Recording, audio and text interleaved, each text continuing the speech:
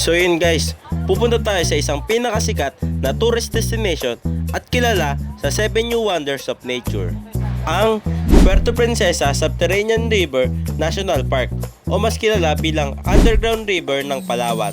Sa video na ito ay tuturo sa inyo kung paano pumunta rito, ano ang mga kailangan, at kung magkano ang mga gastos natin.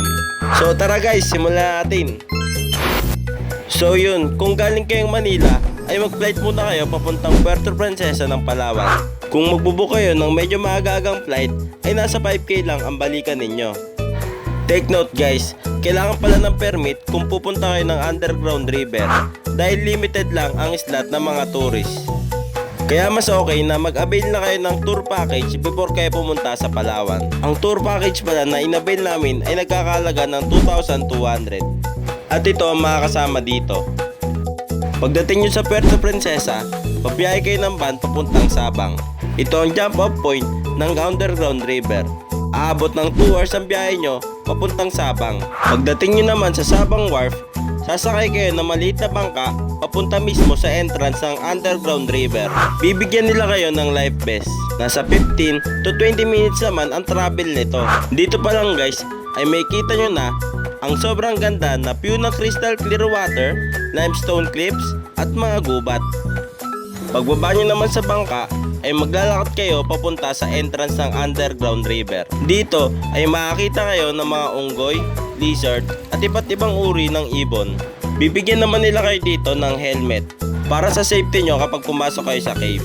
Pagdating nyo sa entrance ay sasakay kayo sa maliit na paddle boat kasama ang tour guide. May audio device silang ibibigay sa inyo upang mas maintindihan ninyo ang history at formation sa loob ng cave. Pero nung nasa loob na ako ng cave ay tinanggal ko ang device na ito dahil gusto ko ma-enjoy ang katahimikan ng cave. At ito na nga ang pinuntahan natin.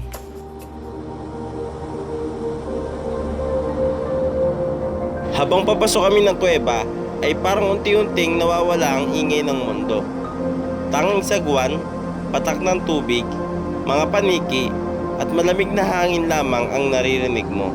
Makikita mo ang mga natural rock structures na hugis gulay, hayop, simbahan at iba pa. Meron ding naglalakihang mga stalactites at stalagmites. Ang buong haba pala nito ay umikit kumulang 8.2 km sa loob ng kuweba. Pero hindi lahat ng bahagi nito ay mapupuntahan ninyo, kagaya namin. Umabot lang kami ng 1.5 km papasok ng cave at tumagal ito ng 40 to 50 minutes. Habang papalabas naman kami ng cave ay unti-unti nang sumisilip yung liwanag mula sa entrance. At kung mapapansin ninyo ay sobrang daming maliliit na isda ang sumalubong sa amin. Yung malamig na hangin sa loob ng cave unti-unting napapalitan ng sariwang simoy ng dagat. At habang nakikita mo ulit yung liwanag ng araw, mapapaisip ka talaga kung gaano ka-amazing ang kalikasan ng Palawan. Isa talaga ito sa mga moments na hindi ko makakalimutan. Kaya hindi ako magtataka na isa ito sa pinaka-proud ng Pilipinas pagdating sa turismo. After naman namin sa cave ay nagbangka ulit kami papuntang Sabang Wharf. At pagkatapos na nakaka-experience namin sa loob ay bumalik naman kami sa may Sabang kung saan naghihintay na ang aming lunch. Pagdating naman namin dito ay ito agad ang bumugad sa amin. Dahil napagod at nagutom kami sa tour, syempre, deserve namin ng isang masarap na buffet. Kakain tayo ng marami dahil buong umaga tayong nasa biyahe. Para sa akin, masarap ang pagkain dito dahil gutom na kami matapos ang tour.